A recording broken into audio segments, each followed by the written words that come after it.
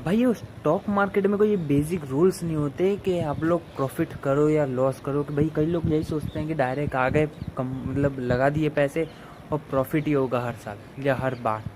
ऐसा कुछ नहीं होता है। मेरी भी कुछ ऐसी सोच थी पहले। मैं भी नहीं, जब शुरुआत में जब ट्रेडिंग स्टार्ट की थी, मैंने भी यही सोचा था कि यार हर महीने मतलब बैंक निफ्टी में भी लगा दूंगा, ऑप्शन ट्रेडिंग में भी बहुत अच्छा खासा रिवेन्यू जनरेट कर लूँगा। मैंने शुरुआत में इसी से स्टार्ट किया था अपना ट्रेडिंग में। और ऑप्शन ट्रेडिंग तो नहीं की थी, स्टॉक में इन्वेस्टमेंट की थी, वो भी लॉन्ग टर्म के लिए नहीं, इंट्राडे में ही। शुरुआत में ये सबसे गलती होती है लोगों की जो इंट्राडे में ट्रेडिंग करते हैं। मैंने शुरुआत में इंट्राडे में ट्रेडिंग करी थी। और इंट्राडे ट्रेडिंग के साथ ही शुरुआत में मैंने इतने भी पैसे इन्वेस्ट नहीं किए थे, सिर्फ 200 रुपीज़ के साथ 200 रुपीज़ के साथ स्टार्ट किया था। 200 रुपीज़ में मेरा जो कि प्रॉफिट हुआ था फर्स्ट टाइम में 20 रुपीज़। क्योंकि ये ज़्यादा लालच पता है ना इंसान को मार देती है। वही 20 रुपीज़ के साथ मैंने हटा दिया। इंट्राडे में आप लोगों को पता है कि 5000 का लेवरेज मिलता है, जिसमें आपको कोई टैक्स नहीं भरना पड़ता। इसलिए मैंने इंट्राडे ट्रेडिंग की ताकि कोई मेरा टैक्स भी ना कटे, वरना टैक्स कट के तो भाई 50 रुपीज़ माइनस हो जाएंगे, 20 रुपये प्रॉफिट क्या जाएगा मेरा। वही मैंने सोच के इसमें इंट्राडे ट्रेडिंग करी, मैंने स्टार्ट करी। बाकी फिर मेरे को धीरे धीरे उत्साह बढ़ गया, मैंने उसके बाद चालू कर दी इंट्राडे ट्रेडिंग में। शुरुआत में जो मोमेंट ट्रेडिंग आती है वो 10 बजे, 9:30 बजे, 10:30 ऐसे बजे इनके बीच में ही आती है, 11:30 बजे से पहले पहले। क्योंकि बाद में जो ट्रेडिंग मार्केट होता है वो साइडवेज हो जाता है। इसीलिए मैंने भी अपने इंट्राडे ट्रेडिंग चालू करी। सुबह मैं 9:15 पे लेके बैठ जाता था, लैपटॉप खुलते ही देखता था पहले मार्केट किस रेंज में जा रहा है, ऊपर जा रहा है या डाउन ट्रेंड में जा रहा है, अपर ट्रेंड में। मैंने वही देख के पूरा मार्केट में इसके बाद एनालिसिस करके मार्केट में पैसा लगाता था। और फिर तब मैं यार ऑफिस में जाना होता था, मुझे ऑफिस में बहुत सारा काम था, तो उसी के चक्कर में मैंने ऑफिस में भी चालू की। मतलब अपना मार्केट में लगाया। 10 बजे का मेरा ऑफिस का टाइम होता था, 9:30 बजे मैं निकल जाता था। 15 मिनट में अपने मार्केट में ट्रेडिंग कर चाल लगा के पैसा चला जाता था। और फिर वहाँ पे जब जाकर देखा मैंने, तो लॉस में तब्दील हो जाता था जो यहाँ का प्रॉफिट होता था। शुरुआत में 20 रुपीज़ जो प्रॉफिट आए थे, उसके बाद मैंने लॉस में तब्दील इसलिए हो गया क्योंकि मैं लालच में आ गया था कि 50 रुपये मेरा प्रॉफिट हो रहा था।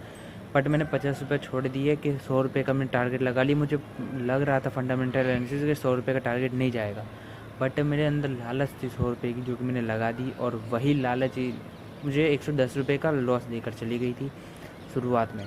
उसी को देख के यार मैंने सोचा अब लालच नहीं करनी। मैंने दूसरी बार वो ट्राई कर लिया, तब वापस से 20 रुपये का ही प्रॉफिट हुआ। फिर उसके बाद हमारा ऑप्शन ट्रेडिंग भी खुल चुका था।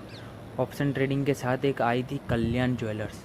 वह वो मार्केट में बहुत ऊपर ट्रेंड, उसमें मार्केट अपर और डाउन ट्रेंड बहुत ज़्यादा हो रहा था, ऊपर नीचे साइडवेज नहीं चल रहा था। उसी के कारण मैंने उसमें लगा दिए 1000 रुपीज़। और 1000 रुपीज़ के साथ उसमें शुरुआत में मुझे प्रॉफिट हुआ 100-150 से ऊपर चला गया था। बट मैंने सोचा 1000 तो इन्वेस्टमेंट है, तो थोड़ा तो ऊपर होना चाहिए क्योंकि लेवरेज मिलता है इसमें। अगर 1000 एक शेयर उसका तब था 150 से ऊपर का था, 173 ऐसा कुछ का। तो 5000 का लेवरेज मिलता है, तो वही शेयर हमको कितना 10, 15, 16 रुपये का मिल जाता है। तो इसलिए मैंने उसमें लगाया कि भाई प्रॉफिट भी उसी हिसाब से होना चाहिए 5000 लेवरेज के हिसाब से। तो मैंने लगाया उसमें पैसा। और प्रॉफिट जो हुआ वो मैं निकाल नहीं पाया क्योंकि वो मैं बाइक ट्रैवल कर रहा था, जा रहा था घर ऑफिस में। उसी के चक्कर में लॉस हो चुका 200-300। फिर ऐसे मैंने अपने अंदर काबू नहीं कर पाया लॉस को। लॉस देख के मैं तुरंत सेल कर देता था, फिर वापस से लगाता था उसी तभी समय कि अब डाउन ट्रेंड में जा रहा है, डाउन ट्रेंड में लगा दिया। पर तब मार्केट फिर से अपर ट्रेंड में चला जाता था, फिर लॉस हो जाता था। फिर अपर ट्रेंड में जैसे जाता था मैं बेच देता था, वापस सेल कर देता। फिर अपर ट्रेंड के लिए लगा दिया, तब मार्केट डाउन ट्रेंड में। ये मेरी बहुत बड़ी गलती हो रही थी। इमोशनल बोलते हैं ना, अपने आप को इमोशनल वो करके रखना पड़ता है।